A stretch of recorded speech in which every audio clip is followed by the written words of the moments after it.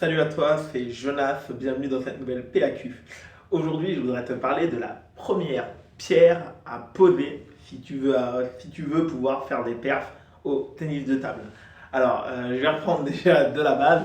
La première chose à réfléchir en fait, c'est que lorsque tu vas jouer un joueur qui est plus fort que toi, parce que voilà, en fait, on est tous des flemmards, même si on est des plongistes, même si on est des sportifs. C'est que le joueur qui va être plus fort que toi, alors je parle pas de 20 ou 30 points, mais 150, 200, 300 points, lorsqu'il va te jouer, la majorité du temps, il va être au courant de ton classement et de votre écart de niveau, et donc il va vouloir faire le flemmard, ce qui veut dire qu'il va être partisan du moindre effort, donc il va essayer de te battre, mais en faisant le moins d'efforts possible. Donc en général, il va rentrer dans le match, il va pas y aller à fond, à fond, à fond, à fond, à fond.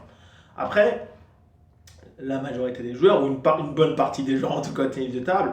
Après, si le joueur, parce que si tu regardes bien, la majorité du temps, voilà, les matchs, il y a rarement 3-0. Quand deux joueurs jouent, il y a 3-1, il y a 3-0 serré, ou il y a 3-1, ou il y a 3-2. Et donc, hormis si tu essaies de rentrer par la porte, il ferme la porte, si tu essaies de rentrer par la fenêtre, il ferme la fenêtre, si tu essaies de rentrer par la porte du garage, il ferme la porte du garage. Donc vraiment là, l'adversaire, il est sérieux, tout de suite, il est plus fort que toi, il met un haut niveau dans le tennis de table, ben forcément que toi, tu n'arrives pas à suivre, et il met 3-0, alors que ça peut être 3-0 très sévère, comme ça peut être 3-0 serré, mais en tout cas, il ne te laisse vraiment pas d'opportunité, il part devant à chaque set, il est sérieux, il ne fait pas de faute directe, il te fait jouer beaucoup de balles, il assure, voilà, il enchaîne, il est plus fort que toi. Hormis cette possibilité-là, les autres cas, tu vas avoir des opportunités. Et c'est de ces matchs-là. Donc pour toi, voilà, le fait que les joueurs soient un peu flemmards et donc en général vont essayer voilà, de rentrer dans le match tranquillement, de s'installer, ils vont pas être en mode tueur. Voilà, ils vont pas être à chaque fois, surtout s'ils savent qu'il y a un écart assez conséquent, plus ou moins conséquent entre toi et lui. Le joueur en face de toi, il va pas être tueur, ça veut dire il va pas dire voilà, je vais le défoncer, je vais lui mettre 3 fois 2, même si ça devrait être le cas. Il va essayer de se dire je vais lui mettre 3-0 tranquillement, en gérant, voilà, en assurant, je vais pas me fouler, entre guillemets. C'est vraiment ça l'idée. Et donc, le premier set, ça va être pour toi déjà la première opportunité. Si le joueur ne rentre pas à fond dans le match, pourquoi première grosse opportunité? C'est que le joueur ne connaît pas ta gestion corporelle, il ne connaît pas tes services, il ne connaît pas tes remises. Donc forcément, euh, il va y avoir un temps d'adaptation. Donc voilà, ça ne veut pas forcément dire qu'il va faire des grosses fautes directes, mais il va moins bien remettre. Il va moins bien, voilà, il va moins bien, voilà, il va moins bien remettre tes services. Toi aussi également, mais dans le cas comme c'est le plus fort, de toute façon, l'opportunité, elle est forcément elle est de ton côté. Donc, parce que lui, il y a de fortes chances pour qu'une fois qu'il soit habitué à tes services, donc ça peut arriver assez rapidement, plus il y a d'écart, plus ça va arriver rapidement, et qu'il commence à faire des remises de vraiment bonne qualité, donc ça peut arriver dès la fin du premier set. On le voit extrêmement souvent. Dans ces cas-là, bah, le joueur le plus faible, entre guillemets, si c'est toi, bah, tu pars devant au premier set, mais malheureusement, bah, en fait, dès la fin du premier set, des fois, il y a 3-4 points d'écart, 7-3, 6-2, bah, le joueur il commence à grappiller parce que bah, il s'est déjà habitué en fait, à tes services, il commence à remettre avec beaucoup de qualité, donc toi, tu es en grande difficulté parce que tu n'as pas l'habitude de ce type de remise, donc soit en placement, soit en effet, soit en vitesse, ou voir les trois. Et donc, du coup, bah, il grappille et voir, bah, il finit par arracher le premier set, 11-8, 11-9. Toi, tu t'en veux. Mais voilà, première opportunité, le train est passé. C'est-à-dire que tu étais déjà devant, tu avais fait une bonne entame de match, mais finalement, tu ne réussis pas à boucler ce premier set. Et le joueur, il gagne le premier set. Évidemment, il est plus fort que toi. Donc là, lui, bah, il redescend tout de suite en pression. Le train est passé, c'est fini. Tu ne le reverras pas. Il te met 3-0, voire 3-1, parce qu'à 2-0, il se relâche un peu, tu joues un peu mieux, il perd le set, mais dès qu'il se remet à être 100% concentré, 100% impliqué dans son match, il y a une différence de niveau, il gagne. L'autre cas, tu réussis, ça peut être plus ou moins serré, tu peux l'avoir décroché au premier set, ou ça peut être un peu plus serré, mais tu arraches le premier set. La première opportunité, donc c'est pas mal, un joueur qui est plus fort que toi, tu arraches le premier set. Mais voilà, en fait, l'adversaire, il a encore un haut niveau de confiance à ce moment-là. Il y a 15-0, il a perdu plus ou moins serré, même s'il était plus faible que lui. C'est pas ça qui va le faire s'écrouler. Le deuxième set, là par contre, là il y a un danger, c'est que t'es pas si mauvais que ça en fin de compte. Donc ça, c'est la vérité du moment, il y a un 0 pour toi, t'es pas si mauvais que ça en fin de compte. Donc là par contre, le deuxième set, il va y aller. Là, il va y aller au massif quoi. Donc là, il va avoir au niveau de qualité au service, en remise, implication, les jambes qui bougent.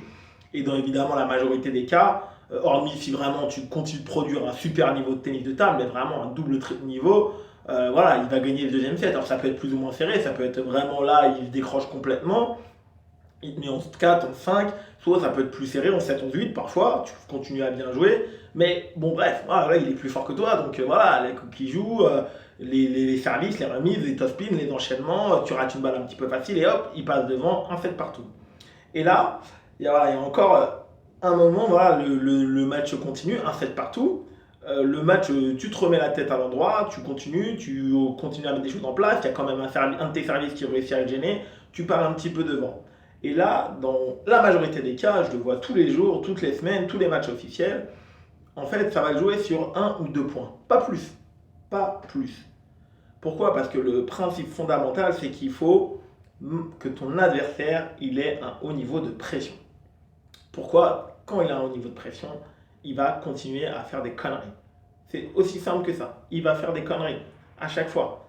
Tu pars dans ce troisième set, il y a un set partout, 5-2 pour toi, et là tu sais, il mange un peu, la balle est un peu facile, mais t'es vite, voilà, tu fais un toss spin, tu aurais pu plus l'appuyer, il bloque, il recule un peu, tu toss spin, la balle monte un peu, tu toss spin encore une fois, ou tu bloques, il revient à la table, et puis finalement il réussit à gagner ce point, qui était très mal embarqué pour lui, et là, il va se passer quelque chose, c'est que il y avait 5-2, tu étais à 2 doigts sur une balle assez facile, tu étais en position très favorable de passer à 6-2.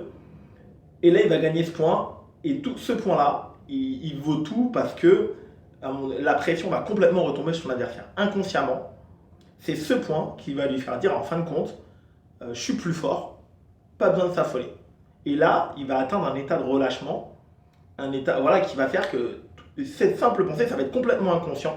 L'adversaire d'un coup, parce que le fait inconsciemment, il va réussir à gagner un point qu'il n'aurait pas dû gagner, qu'il n'aurait vraiment pas dû gagner, parce que voilà, tu l'as pas assez appuyé, tu l'as pas géré comme il faut, un point, il va gagner ce point qu'il n'aurait pas dû gagner, il va complètement descendre en pression.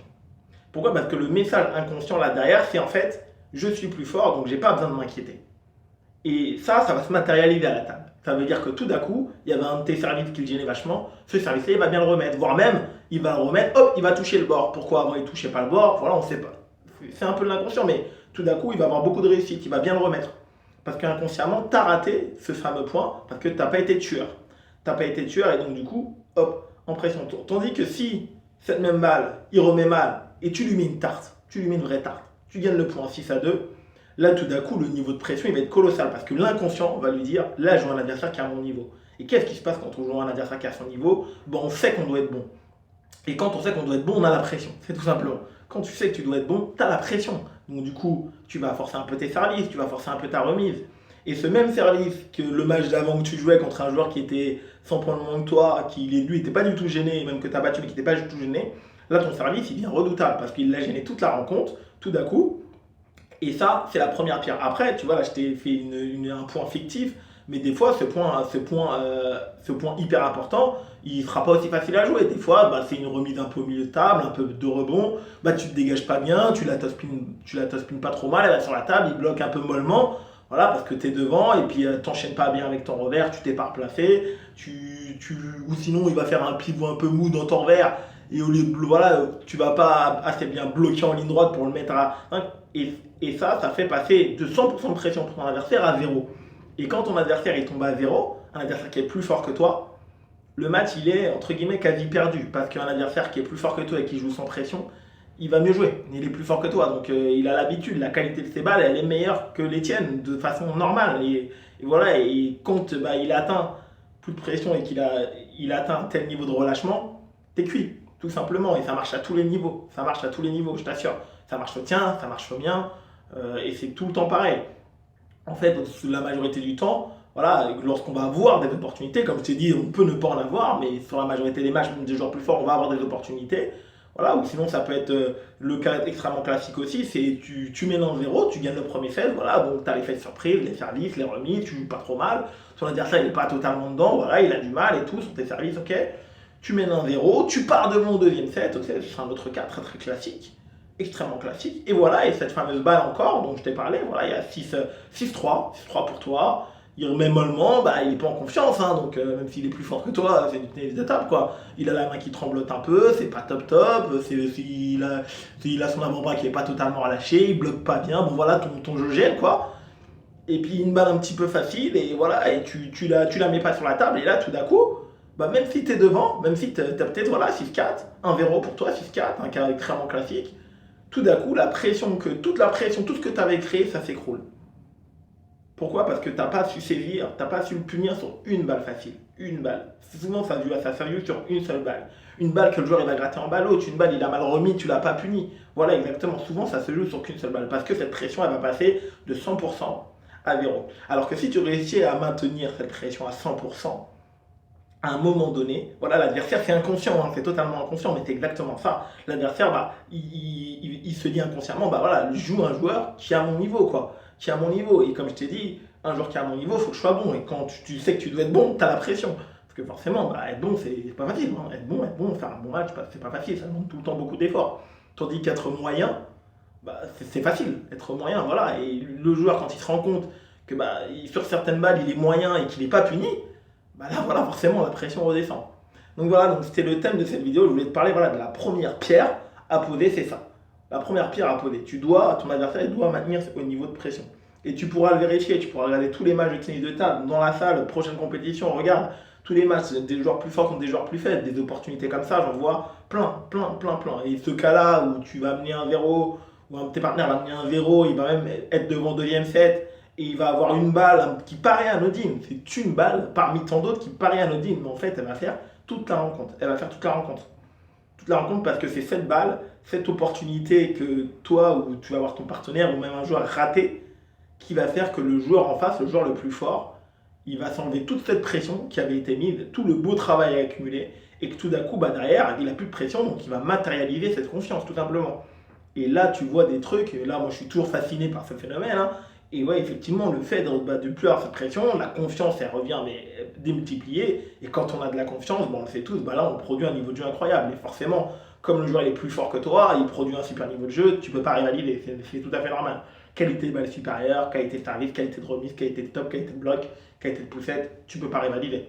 Voilà, parce qu'effectivement, pour toi, lui, il va jouer un super niveau, ça voudrait dire pour toi jouer 2 ou 3 fois plus fort. Merci beaucoup, comme d'habitude, abonne-toi si ce n'est pas encore fait, laisse-moi un pouce bleu si tu as aimé cette vidéo, voilà, mets-moi en zone de commentaires ce que tu penses de ce sujet. Je t'ai mis tes cadeaux de bienvenue dans la barre de description, je te souhaite un excellent entraînement et ciao!